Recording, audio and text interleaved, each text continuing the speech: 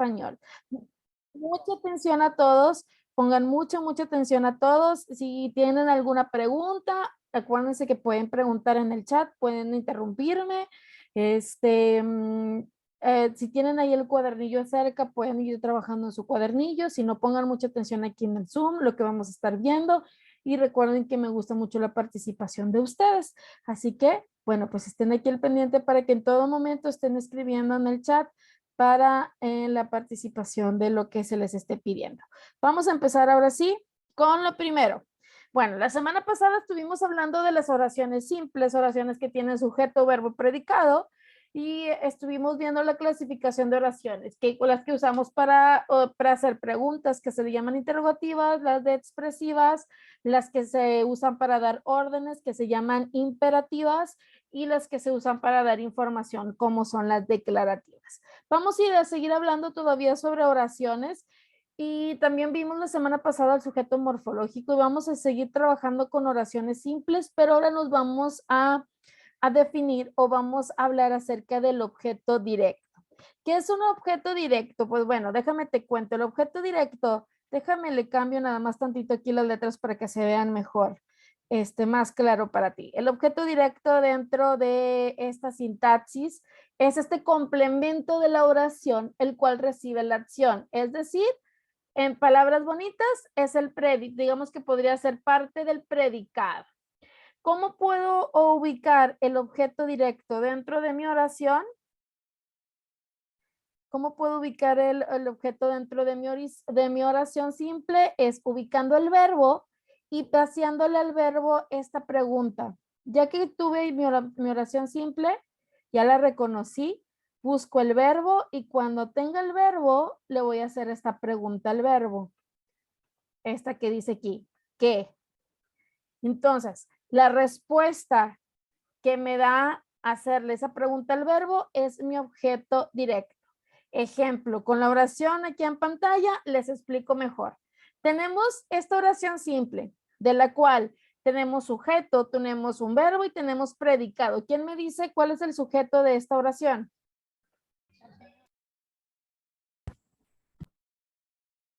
La señora, ¿verdad?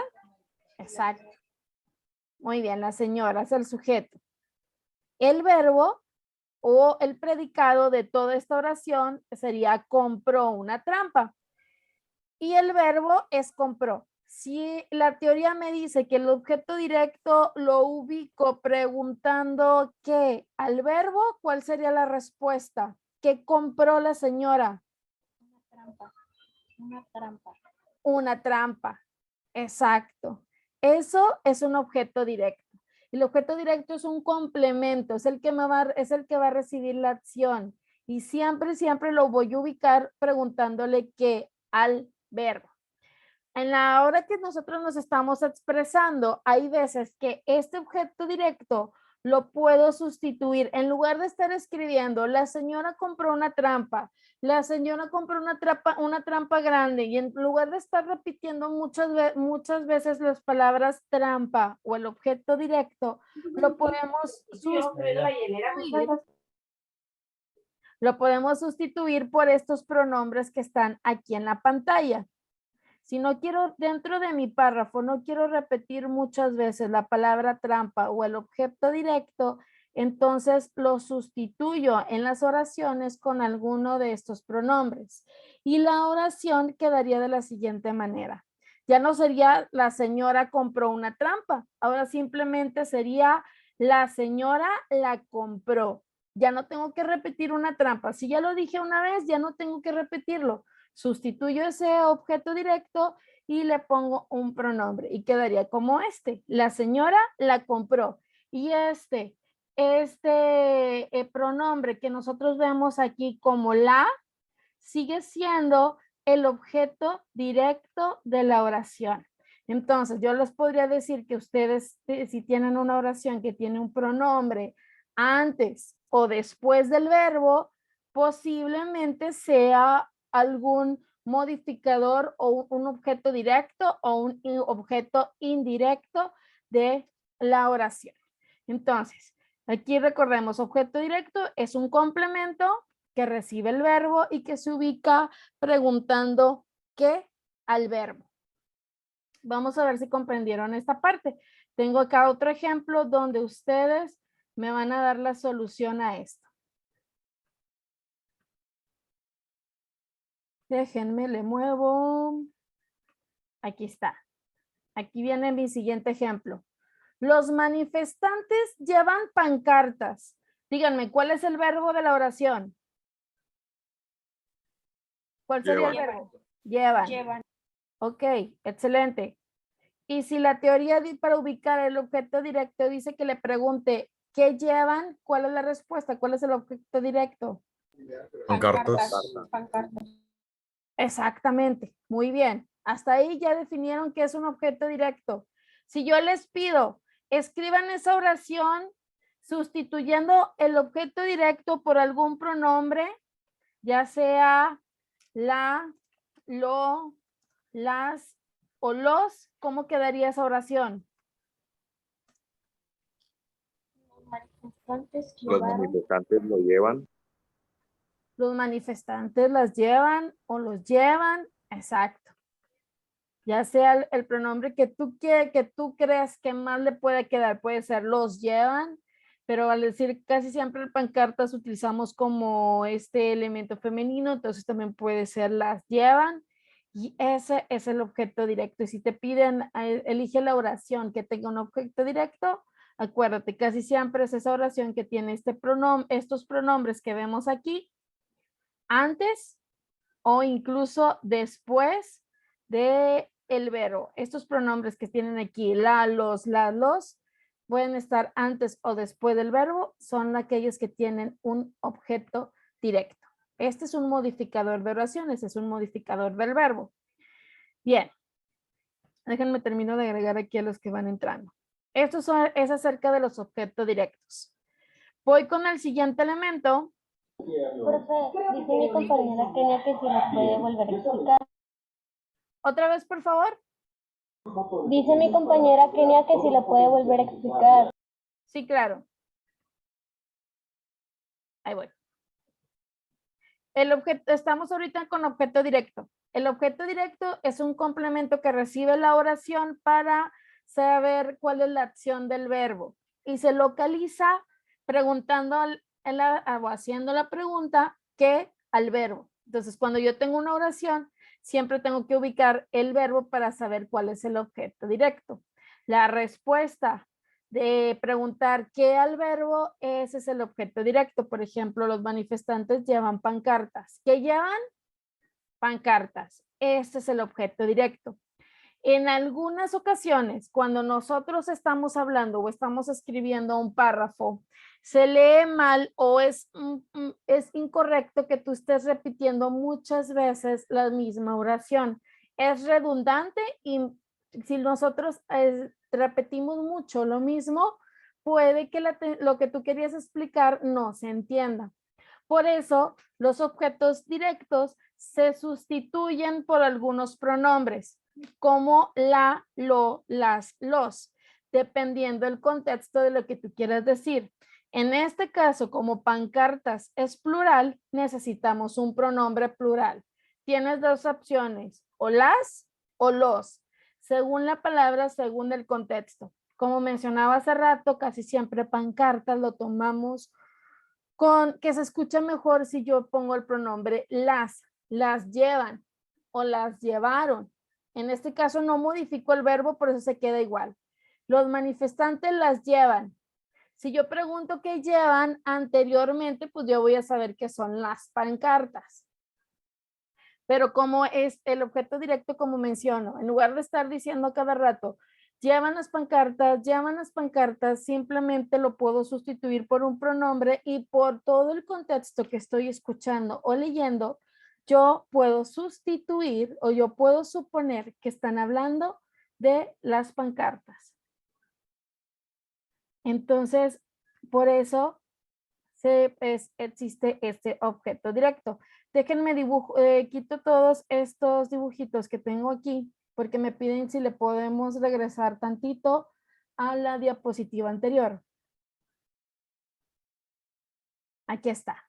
Entonces, siempre que tú quieras identificar un objeto directo, siempre va a ser la recomendación. Identifica los elementos de la oración. ¿Quién es el sujeto? ¿Cuál es el predicado? ¿Cuál es el verbo? Y al verbo le vas a hacer la pregunta ¿qué?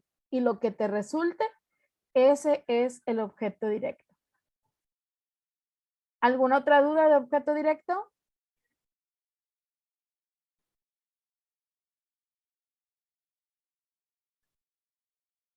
Ok, muy bien. Así como existe el objeto directo, vamos a ver el objeto indirecto.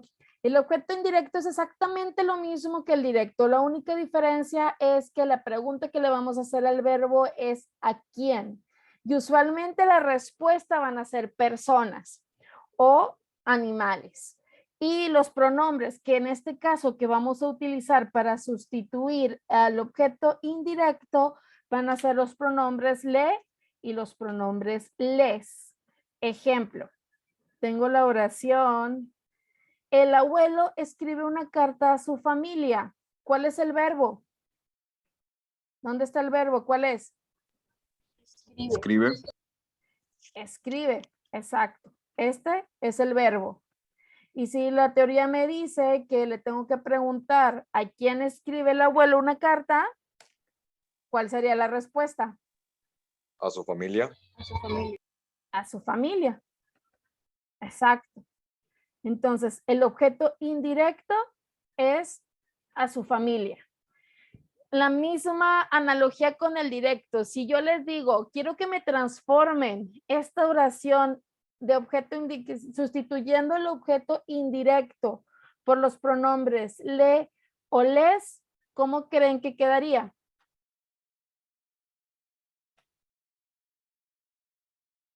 Aquí está el ejemplo. ¿El abuelo les escribe una carta? Exacto, Luisa. El abuelo les escribe una carta o, aquí lo puse yo de hecho al revés, escríbeles una carta. Yo aquí me equivoqué, fue error mío. Realmente, así como lo dijo Luis, está correcto. Es el abuelo les escribe una carta. Eso es lo correcto. Yo aquí me equivoqué a la hora de redactar. A la hora de redactar tuve un error, digamos, lo voy a tratar de tachar así para que no se confundan. Pero la respuesta correcta es como dijo la compañera aquí hace ratito. El abuelo les escribe una carta. Y les sigue siendo objeto indirecto. El viejo les escribe una carta, dice Ángel. Estoy leyendo sus comentarios. Dicen por acá, maestra, ¿qué es? Perdón, ¿qué es predicado? Ok, el predicado es el complemento de la oración que realiza, mejor dicho, el predicado es la acción que realiza el sujeto. Dentro de este predicado, pues tenemos el núcleo, que es el que me está dando o me está indicando qué tiene que realizar el sujeto. Pero el predicado es el complemento del sujeto donde se especifica la acción que se tiene que realizar. Entonces, bueno, aquí está el ejemplo del objeto indirecto. ¿Dudas del objeto indirecto? ¿Puede volver a explicar, No. profe? Es exactamente lo mismo. Es exactamente lo mismo que el directo. La diferencia es que en el indirecto preguntamos ¿a quién? Esa es la única diferencia entre uno y otro. Y existe el último que les voy a hablar, que se le llama modificador circunstancial, que son modificadores en los predicados. El último modificador circunstancial que les voy a hablar, que es el último que les voy a hablar el día de hoy, es exactamente lo mismo que objeto directo, lo mismo que objeto indirecto. La única diferencia es que este se localiza preguntando más cosas, cómo, cuándo, dónde, por qué, para qué y con qué. La respuesta puede ser, como se pueden dar cuenta, puede ser tiempos, puede ser lugares, pueden ser explicaciones. Entonces, acordemos, llevamos 3. Objeto directo, ¿qué? Objeto indirecto, persona, ¿a quién? Y el modificador circunstancial es cómo, cuándo, dónde, por qué, para qué y con qué. Ejemplo, René escribe en su libreta. Ya tengo el sujeto que es René, ya tengo el verbo que es escribe. ¿Cuál crees que sea el modificador circunstancial? ¿Qué pregunta le harías al verbo para ubicar un modificador circunstancial?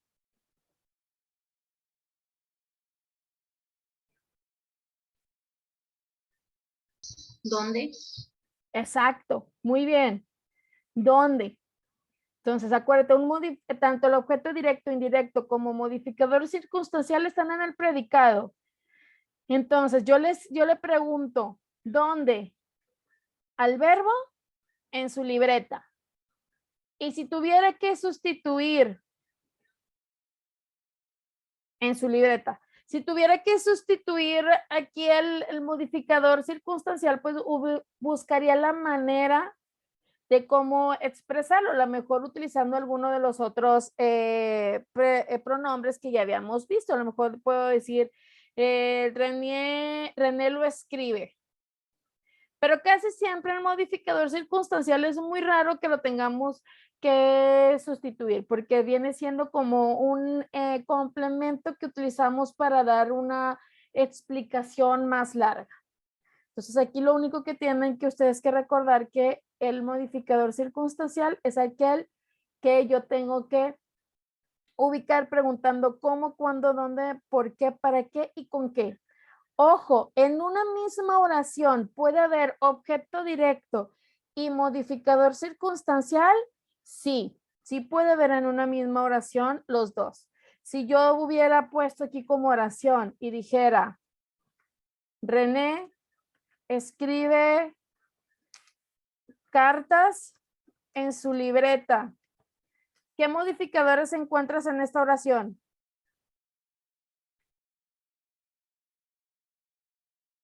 Puede haber, en esta oración puede haber objeto directo, puede haber objeto indirecto y puede haber modificador circunstancial. ¿Cuál de estos tres hay en esta oración?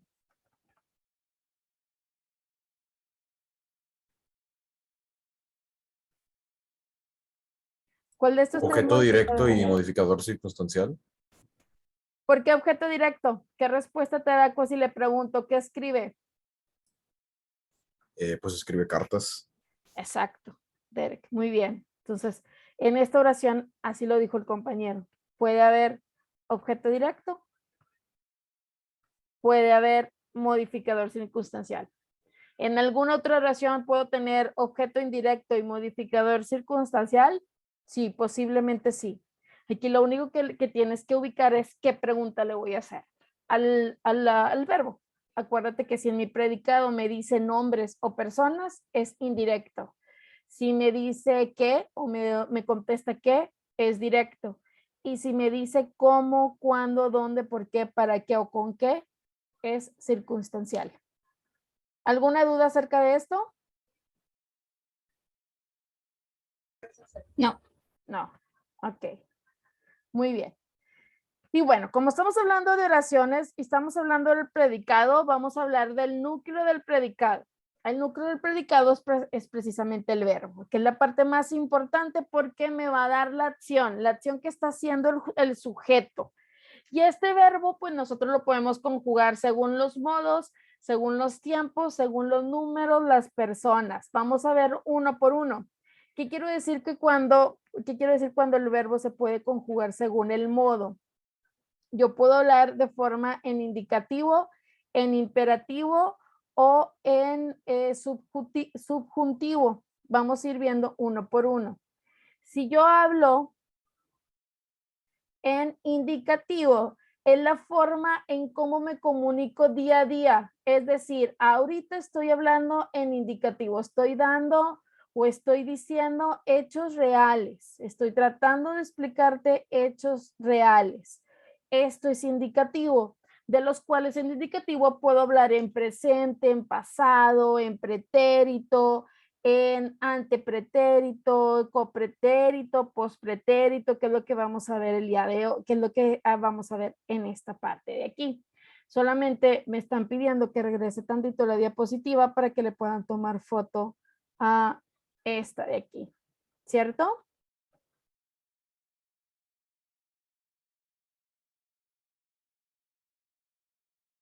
Maestra, yo tengo una duda. Dime. ¿Qué diferencia hay entre pretérito, copretérito, antepretérito, pospretérito? Ok, yo te voy a explicar más o menos rápidamente es la diferencia entre ellos. Ahí voy. Básicamente, copretérito y pospretérito los utilizamos para hablar en acciones que empezaron en el pasado y continúan en el presente. Ese es el copretérito. Y en el pospretérito, pues es una acción que también empezó en el pasado y que espero que continúe hacia el futuro. La diferencia más común es en la terminación de los verbos.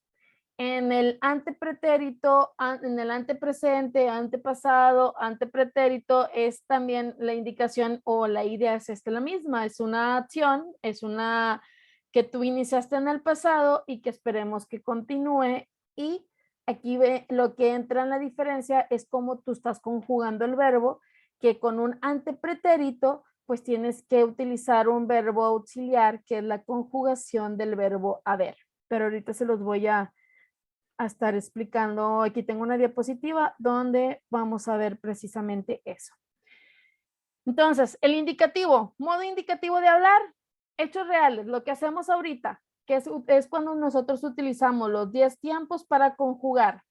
Modo imperativo de hablar es para expresar mandatos. Saca la basura, recojas el libro. Usualmente se utiliza la segunda persona porque le estoy hablando a alguien. Entonces, el imperativo es para hacer mandatos y la forma subjuntiva es para expresar afirmaciones hipotéticas. Vamos a ver un poquito cómo se utiliza cada una de estas. Entonces, hablando de indicativos que tenemos, lo utilizamos para conjugar en 10 tiempos. ¿Cuáles son esos 10 tiempos? Bueno, el verbo lo podemos conjugar en tiempo simple, tiempo compuesto. Tiempo simple se compone de presente, pasado, futuro. Yo creo que son los más sencillos. Lo que ya hicimos, lo que estamos haciendo, lo que ya hicimos y lo que haremos. Presente, pasado, futuro. El copretérito, como ya lo dije ahorita, bueno, pues es aquel que hicimos en el pasado, pero quizás la acción se termina en el presente. Y aquí el truco del copretérito es que todos sus verbos van a terminar en aba, ia o ian. Ejemplo de un verbo conjugado en copretérito. Jugaban. Entonces, sí, jugaban. Todos los verbos van a tener esta terminación, aba, ia o ian. El pospretérito también se utiliza para una idea que empieza en el pasado y que quiero que continúe hacia el futuro. Y la terminación o el truco de cuando estamos conjugando verbos con un pospretérito es que todos sus verbos van a terminar en ría o haría. Un ejemplo de un verbo conjugado en pospretérito sería jugaría. Estos son como los trucos más fáciles de entender a la hora que yo estoy conjugando estos, utilizando estos tiempos simples. Lloraría, exactamente así como dice Ángel. Exactamente, eso es cuando nosotros usamos el pospretérito. Ahora tenemos los tiempos compuestos, antepresente, antepasado, antefuturo, antecopretérito y antepospretérito. ¿Qué es? ¿Cómo se utiliza estos tiempos compuestos? Bueno, es muy similar cómo se utilizan estos tiempos compuestos. Lo único es que antes de poner el verbo conjugado en pasado, nosotros agregamos, hay que conjugar el verbo haber. Para utilizar los tiempos compuestos tengo que conjugar en indicativo el verbo haber. Entonces lo voy a poner aquí. Hay que conjugar en indicativo el verbo haber. Si hablar de manera indicativo es utilizar estos 5 tiempos, ¿cómo quedaría? Si yo digo yo, tú, él, nosotros, ustedes y ellos. ¿Cómo quedaría conjugado el verbo haber? ¿Yo qué? ¿Yo? Veía, ¿Yo había? yo veía. ¿Veía? Sí, perdón. En el Yo- verbo haber, Yo haría. yo haría. ¿Tú? Había, Harías. ¿Tú harías? Haría. ¿Él haría? Nosotros haríamos. ¿Nosotros haríamos?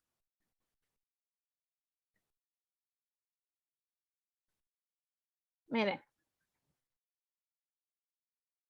Profe, se quitó la pantalla. sí, porque les voy a enseñar algo. Al hablar de indicativo, acuérdense, al hablar de indicativo es ver si lo voy a conjugar en presente, pasado, futuro. Usualmente indicativo puede ser presente. El verbo presente o la conjugación del verbo presente es como esto que está acá. Yo he, tú has, él ha, nosotros hemos, ustedes habrán, ellos han. Esta es la conjugación del verbo haber en forma indicativa, en forma presente. Para nosotros utilizar con antepresente, bueno, tengo que conjugar estos en presente. Ese verbo haber indicativo en presente. Estos, para que ustedes practiquen, lo pueden encontrar en su cuadernillo en la página 8 digital. Aquí están ya conjugado ese verbo. Yo se los pregunté para ver cómo andaban conjugando verbos, pero aquí ya están puestos, ya están conjugados. Entonces yo lo único que tengo que hacer es completar. Aquí dice tiempo compuesto, conjuga la palabra estudiado con estos. ¿Cómo quedaría conjugado esto? Usando un antepresente. Ya tengo aquí mi verbo, ya nada más le pongo aquí. Yo he estudiado. Tú has estudiado. Él ha estudiado. Entonces, con antepresente utilizamos el auxiliar presente o la conjugación del verbo haber en presente, has, ha, hemos, habréis o han. Si fuera pretérito, la conjugación pues obviamente va a ser en pasado, va a ser en pretérito. Si yo hube, ¿cómo quedaría tú? ¿Tú qué? estudiado, Estudiado, sí, pero le hace falta el auxiliar haber en pasado. ¿Cómo quedaría haber en pasado?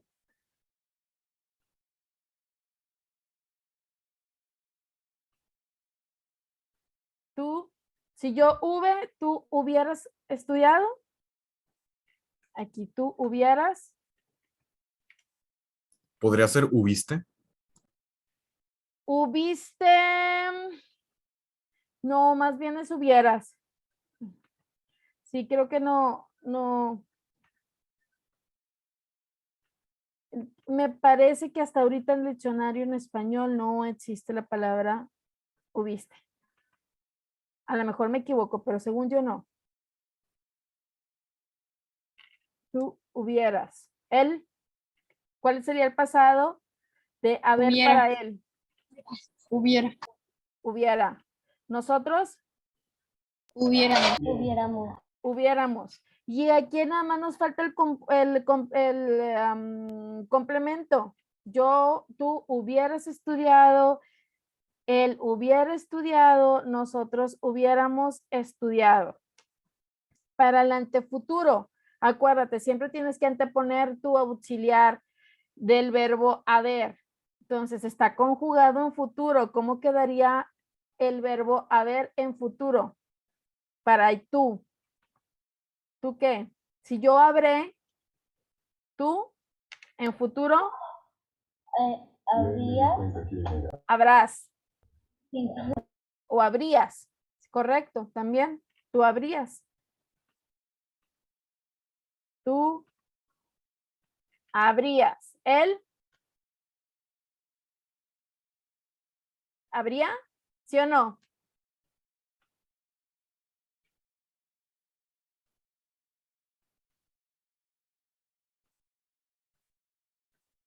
Él habría. Él habría. Nosotros habríamos. habríamos, Ellos habrían. Habréis. Y aquí donde dice vosotros, bueno, pues es habréis. habréis, Ajá, exacto. Sabréis. Hay que ponerle su complemento. Ya te nos están dando aquí el verbo en pasado. Entonces es tú, yo habré estudiado. Tú habrías estudiado. Maestra, tengo una duda. Ajá. Dime. En el primero de antefuturo, entonces no sería yo habría. Sí, es habría. Ujú.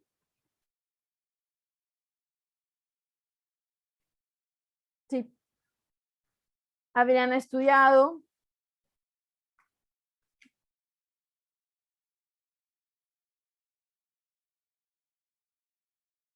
Y habríamos estudiado.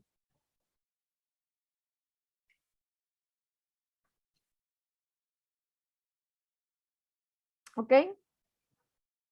¿Alguna pregunta hasta ahorita en los tiempos completos o complejos, compuestos? Es que a mí me gusta decirlo complejos porque son más difíciles. ¿Compuestos?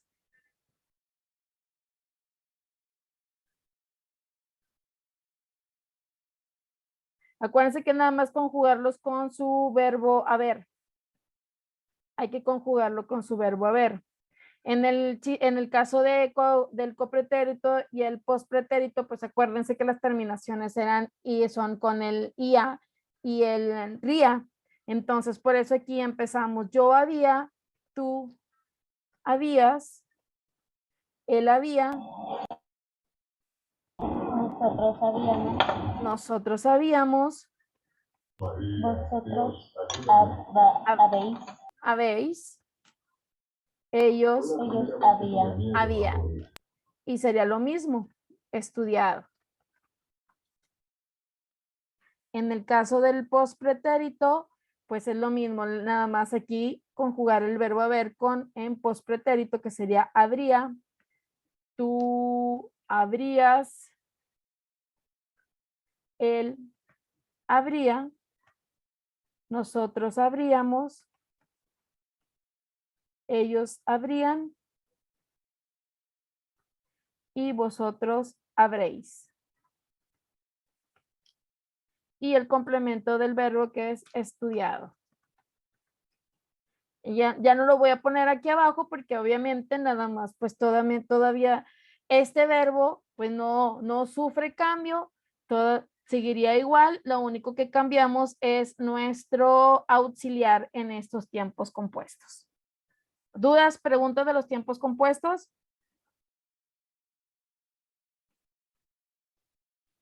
Bueno, en este cuadernillo, muchachos, en este cuadernillo pueden practicar los tiempos compuestos, pueden practicar los tiempos simples. Aquí está, tú tienes que conjugar el verbo estudiar en presente, pretérito, futuro, que creo que es lo más sencillo. El copretérito, que acuérdate, bueno, ya te dije, es aquel que terminaba en aba, ia, el pospretérito, que es el que terminaba en ría o haría, y ya hacer la conjunción o la conjugación del verbo que están diciendo aquí, que es estudiar. En los tiempos simples no tienen auxiliar. En los tiempos compuestos se utiliza un auxiliar del verbo haber conjugado según el tiempo que estés realizando, si es en presente, es en pasado, es en futuro, es en antecopretérito o antepospretérito. ¿Dudas de eso, chicos? ¿Hablen ahora o callen para siempre? ¿Duda de estos? ¿No? No, profe, ninguno.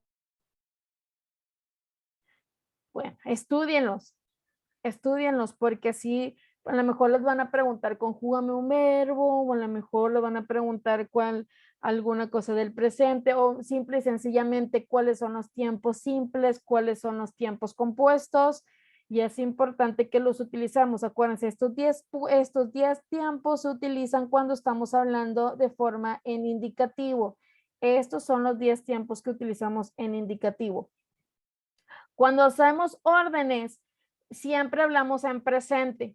Entonces aquí no hay en esta parte, en este cuadernillo, vas a ver que no hay unos tiempos definidos para los imperativos que son las órdenes porque siempre hablamos en presente. Pero cuando hablamos en subjuntivo, solamente hablamos en pasado y en presente. Usualmente te lo vas a encontrar más en pasado. Por eso los 3 tiempos que se utilizan cuando hablamos en subjuntivo, que recordemos que el subjuntivo se utiliza, me voy a regresar tantito a la diapositiva de acá para que lo tengas. El subjuntivo se utiliza para expresar afirmaciones hipotéticas, deseos, mientras el indicativo son cosas reales como yo he cantado, yo he caminado mucho para llegar a las asesorías, yo he estudiado mucho para entrar a la preparatoria. Esos son indicativos, son hechos reales.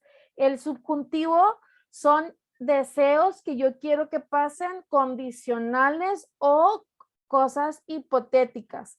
Por ejemplo, aquí voy a formar una oración regresándome a tu cuadernillo. Por ejemplo, yo podría decir, yo hubiese estudiado. Yo hubiese estudiado. Si quería pasar la preparatoria, yo hubiese estudiado. O yo hubiere estudiado. O yo haya estudiado. Entonces aquí, pues si se fijan, la conjugación del verbo haber es diferente porque estamos hablando con hipótesis. Entonces, por ejemplo, aquí si nos vamos en antepresente, la conjugación correcta del verbo haber es yo haya, tú hayas, él haya, nosotros habemos, no hallemos, nosotros sabemos, ellos han. Ajá. Entonces aquí son diferentes. Yo hubiera, hubiese, tú hubieras, él hubiera, nosotros hubiéramos, ellos hubieran. Yo hubiere, tú hubieres, él hubiere, nosotros hubiéramos, ellos hubieren. Entonces aquí la conjugación es diferente para que lo tengan aquí presente esta parte. Me piden que ponga esta diapositiva. Con gusto, aquí va la diapositiva. Entonces los subjuntivos es para hablar en hipótesis. Afirmaciones inciertas o deseos y se utiliza solamente el antepresente, el antepretérito y el antefuturo. ¿Preguntas? No. No. Ok. Déjenme leo aquí qué dicen. No. Perfecto. Ya vimos esto. Ok. Formas de conjugar el verbo. Si hablamos en singular, es que la palabra no tiene S. Es una persona. Yo canto, tú cantas, él canta. Si hablamos en plural, hablemos de muchas personas, de 2 o más. Nosotros cantamos, ustedes cantan, ellos cantan. Creo que esto es lo más sencillo de aprender, singular y plural, que es la forma de conjugar un verbo según el número de sujetos que estén haciendo esa acción. La forma de expresar según la persona. Primera persona, la que habla, la persona que está hablando. Yo como narrador principal, yo como personaje principal. Segunda persona, a quien se habla, es decir, a quien le estoy dando esas órdenes, esos ruegos o esos mandatos. Recoge tu cama, tú recoge tu cama, ella deberá recoger su cama, o sea, tú es a quien le estoy hablando, casi siempre es de tú, es el pronombre que más utilizamos. Y la tercera persona es de quién estoy hablando. Quizá la tercera persona es cuando estoy contando un chisme. Fíjate que a ella se le cayó la nieve. Fíjate que a él se le apagó la computadora. Entonces, usualmente los pronombres que más utilizo en la tercera persona es ella, él. En segunda persona, tú. En primera persona, yo, nosotros. Son los pronombres que más utilizamos. Entonces, como quiera se los voy a escribir aquí, que son la forma en cómo nos expresamos. Yo, nosotros. Primera persona, nos estamos haciendo responsables. ¿A quién le hablo? ¿A quién le estoy dando órdenes? A ti, tú. ¿Y de quién hablo? Ella, ellos, ustedes, podría ser también.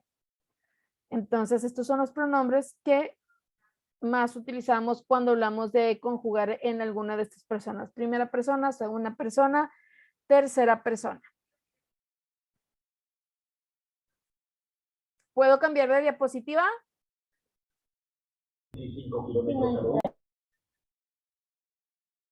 Ok. Muy bien. Si hay alguna pregunta, acuérdense que me pueden interrumpir. Vamos a hablar un poquito de qué es morfología. Cambiando un poquito de tema, cambiando un poquito de sintonía. Ya no estoy en los verbos, ya no estoy en los pronombres de primera persona, segunda persona, tercera persona. Me voy a ir derecho a lo que es la morfología. Y la morfología es una parte de la lingüística que estudia la estructura y forma de las palabras. Incluso la morfología es una ciencia que estudia la formación de nuevas palabras. Entonces aquí nosotros tenemos que ver mucho la estructura de las palabras, que esté escrita correctamente, que no tenga faltas de ortografía. Eso es morfología. Voy a regresarme tantito porque me están pidiendo que ponga aquí lo de plural y singular. Aquí está lo de plural y lo de singular. Que son las formas de conjugar el verbo según el número. Singular, yo, tú, él. Plural, nosotros, ustedes, ellos. Y luego, ya que tomaron screen, a los que están tomando screenshot, primera, segunda y tercera persona. Y ahora sí, la morfología. Ay, perdón. Me estoy regresando. Aquí está la morfología. Entonces yo le decía, es esta parte de la lingüística que, dicen aquí, maestra, espérese, ¿en cuál, Ángel? ¿En cuál de todas?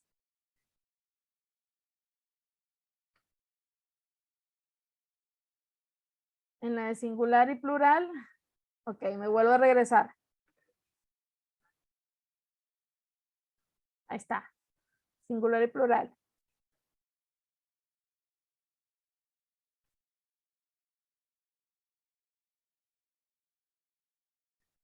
Ok. Esta ya. Primera, segunda y tercera persona. A la 1, a la 2, a la 3. Ya. ¿Listo? Ok. Y morfología.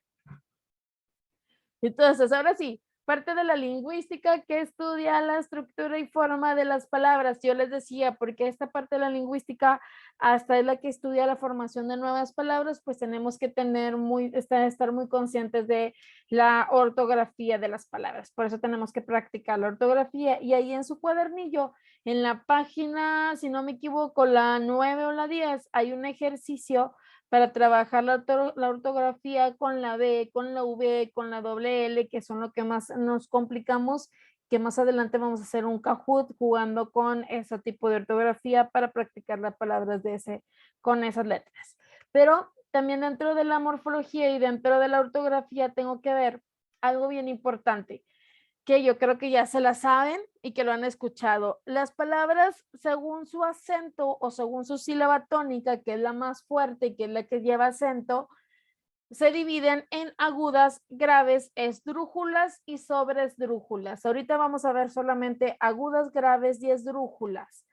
¿Cómo sé cuáles son las palabras agudas? Son aquellas las cuales su sílaba tónica se ubica en la última sílaba, es decir, el acento ortográfico o implícito va en la última sílaba, y cuando lo quiero acentuar de forma ortográfica, que es escribir esta tilde en las vocales, se hace o se realiza cuando la palabra termina en NS o vocal.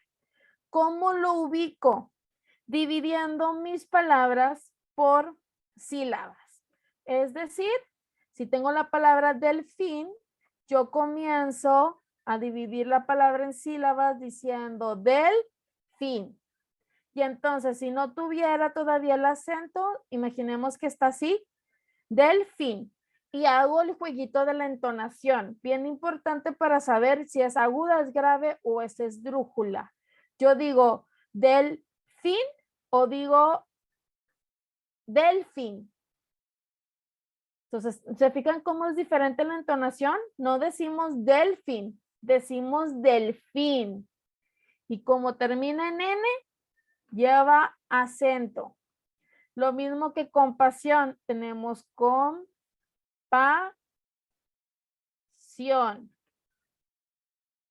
Estamos en la última sílaba. Vamos a ver. No digo compasión, ni compasión. Digo compasión. Última sílaba. Acuérdense que para contar sílabas es de derecha a izquierda. O sea, esta sería última y esta sería penúltima. Penúltima. Entonces, como otra vez la palabra compasión termina en N, lleva acento ortográfico. Siguiente palabra, mandar. ¿Por qué creen que no le puse acento ortográfico a mandar? Vamos a dividirla. Que no terminen en ese.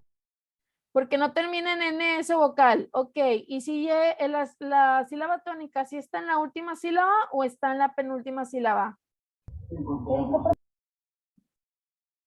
Digo, mandar o digo mandar. Mandar. Está en la última sílaba, exacto. No tiene acento porque termina en R. Y según la regla, si mi palabra termina en R, su acento es implícito. Si terminara en NS vocal, entonces tendría un acento ortográfico, que es la rayita o la tilde que yo pongo a las palabras. Estas son las agudas. Si tengo las graves, bueno, pues las graves son aquellas las cuales la sílaba tónica está en la penúltima sílaba y se acentúan siempre y cuando la palabra no termine en SN, S o vocal. Ejemplos. Ágil. Si a mí me piden otra vez, oye, ¿sabes qué, Ana? Divídeme por favor la palabra ágil en sílabas. Ok, tengo ágil, tengo penúltima y tengo antepenúltima. O sea, la segunda. Como termina en L, lo puedo acentuar. Azúcar, azúcar. Tengo la última, perdón, aquí es última. Tengo la última y la penúltima.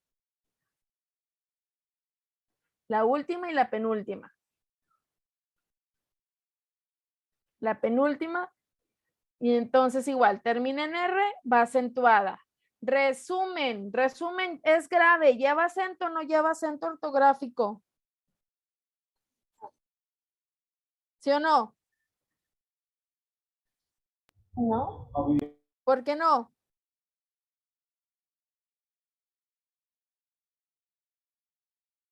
¿Por qué resumen no lleva acento ortográfico? Porque no termina en ción. La palabra es grave, pero termina en N. Si mi palabra grave termina en N, S o vocal, no lleva acento ortográfico. Sí sigue siendo resumen, sigue siendo la sílaba tónica, porque digo resumen, no digo resumen, o no digo resumen, digo resumen. Entonces esta sigue siendo mi sílaba tónica, pero termina en N. Y mientras la palabra termine en N, S o vocal, no lo puedo acentuar. Eso es una regla de la grave. No lo puedo acentuar si mi palabra termina en N, S o vocal. Sí, exacto, Ana. Resúmenes sí lleva acento. ¿Por qué? Fíjate. Re, su, me, nes. ¿Cuántas sílabas son? Vamos a contarlas. Re es una, desde acá. Nes es una, me es dos, re, su es tres y re son cuatro. ¿Son 4 sílabas, sí o no?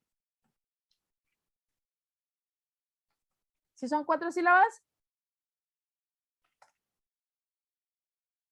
Resúmenes son 4 sílabas.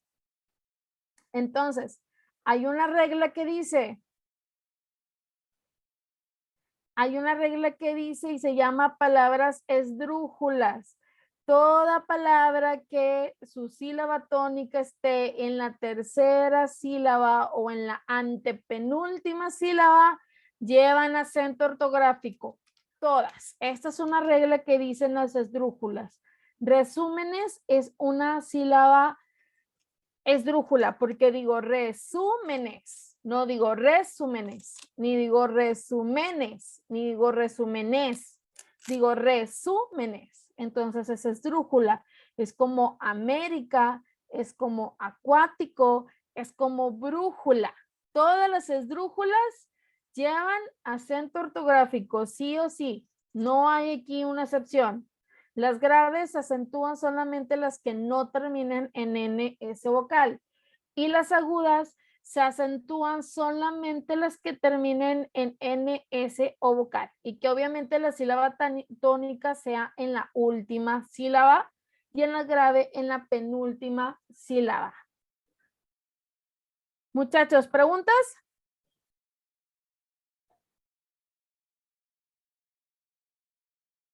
No, profe, no. Ok. Dice Ana, ¿es una sílaba o dos? ¿Qué creen? ¿Sí o no? Ya no estén haciendo bullying, oiga. Pobre Ángel que se está aquí llorando en el chat.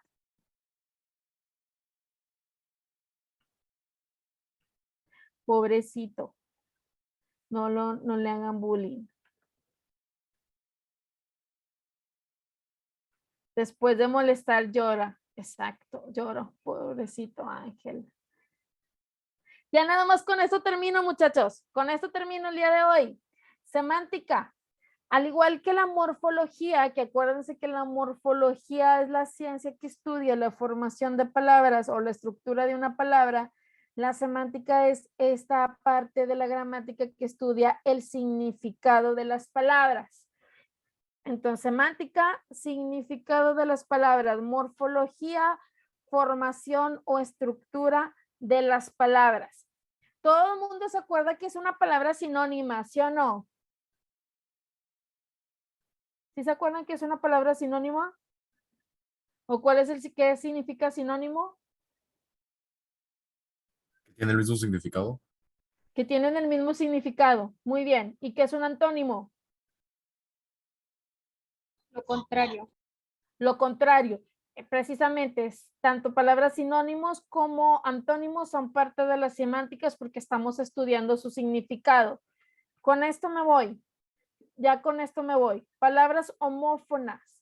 Palabras que se escriben igual, perdón, se pronuncian igual, pero su significado y su escritura son diferentes. Palabras que se pronuncian igual, pero su significado y su escritura son diferentes. Ya nada más me voy con esto. Un ejemplo y listo. Ejemplo, haz baraja de póker y haz del verbo hacer. Y con esto me quedo para la siguiente sesión, que es el día de mañana, continuar con palabras homófonas, más ejemplos de palabras homófonas, palabras que se pronuncian igual, pero sus significados son diferentes.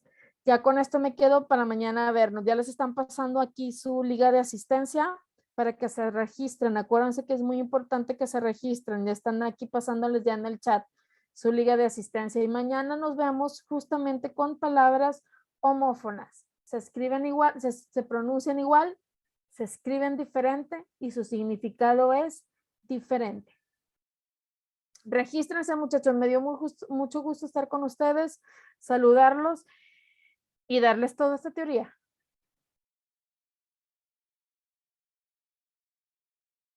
Que sigan teniendo una muy bonita tarde.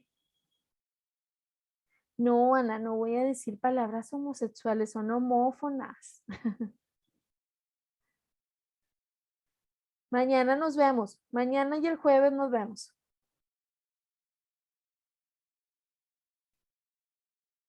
Aprovechen mucho.